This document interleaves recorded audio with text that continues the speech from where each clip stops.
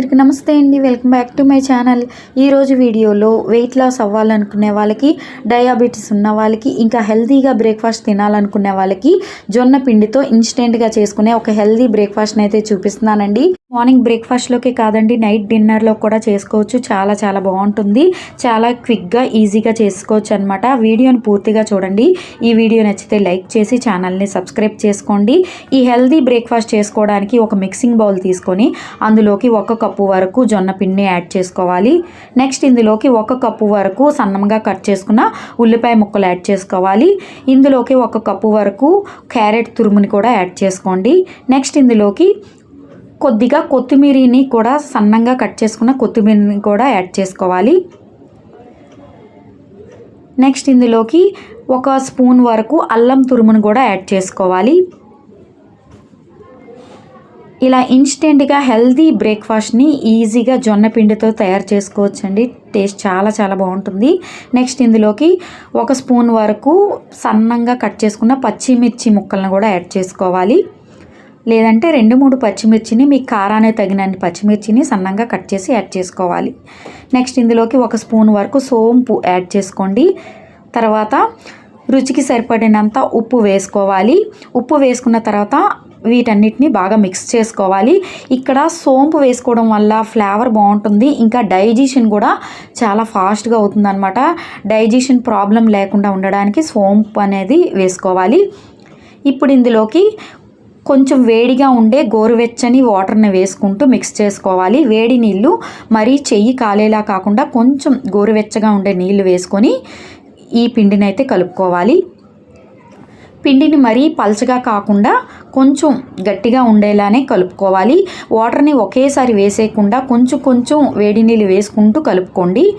పిండి కలపడానికి వేడి నీళ్ళు మాత్రమే ఉపయోగించండి. వేడి నీళ్ళతో మాత్రమే కలపాలన్నమాట.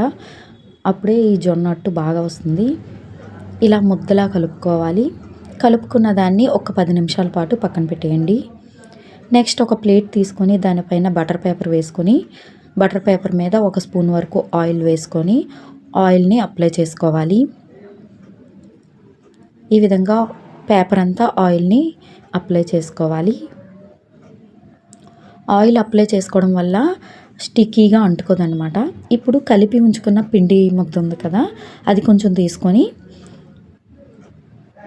అప్లై చేసుకున్న పేపర్ మీద ఈ పిండి పెట్టుకొని ఒత్తుకోవాలి. బాగా సన్నంగా ఒత్తుకోవాలన్నమాట. మరీ లావుగా కాకుండా పల్చగా ఒత్తుకోవాలి. మీ దగ్గర బటర్ పేపర్ లేకపోతే అరిటాకు పైన అయినా ఒత్తుకోవచ్చు. లేదంటే పాలిథిన్ కవర్ మీదైనా ఆయిల్ గ్రీస్ చేసుకొని ఒత్తుకోవచ్చు అనమాట. ఈ విధంగా పల్చగా ఒత్తుకోవాలి. మరీ లావుగా కాకుండా ఇలా సన్నంగా రావాలి. ఇన్స్టెంట్గా అప్పటికప్పుడు ఇలా హెల్తీగా జొన్న పిండితో బ్రేక్ఫాస్ట్ని అయితే ప్రిపేర్ చేసుకోవచ్చు. చాలా చాలా ఈజీగా చేసుకోవచ్చు అనమాట. టేస్ట్ కూడా చాలా చాలా బాగుంటుందండి. చట్నీ కానీ ఏమీ లేకపోయినా ఉట్టిదైనా తినేయచ్చు అనమాట. దీంట్లోకి చట్నీ కూడా అవసరం లేదు. ఇలా బాగా పల్చగా ఒత్తుకోవాలి. తర్వాత ప్యాను వేడెక్కిన తర్వాత 1 స్పూన్ ఆయిల్ గ్రీస్ చేసుకొని ఆయిల్ వేసుకున్న తర్వాత ఒత్తుకున్న దాన్ని బటర్ పేపర్తో సహా తీసి పెనం మీద వేసి బటర్ పేపర్ని ఈజీగా పైనుంచి రిమూవ్ చేసేయచ్చు అనమాట. పైనుంచి 1 స్పూన్ ఆయిల్ కానీ నెయ్యి కానీ వేసుకొని కాల్చుకోవాలి. ఆయిల్ కన్నా నెయ్యి వేసుకొని కాల్చుకుంటే చాలా బాగుంటుంది.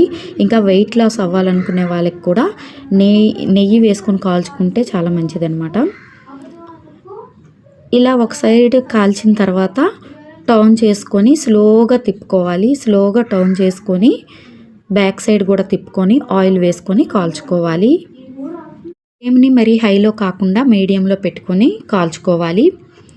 ఇలా తిప్పుతూ కాల్చుకోండి. ఒక సైడ్ కాలిన తర్వాత తిప్పుకుంటూ కాల్చుకోవాలి. ఇలా బాగా కాలితేనే పైన ఎలా వచ్చిందో ఇలా బ్రౌనిష్గా వస్తే బాగుంటుందన్నమాట. తినడానికి చాలా బాగుంటుంది. దీన్ని చట్నీతోనైనా సర్వ్ చేసుకోవచ్చు. లేదంటే ఉట్టిగానైనా తినేయొచ్చండి. హెల్తీ బ్రేక్ఫాస్ట్ని మీరు ఇంట్లో తప్పకుండా ట్రై చేయండి.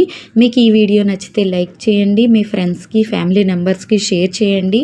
ఛానల్ని సబ్స్క్రైబ్ చేసుకోండి. Thank you for watching.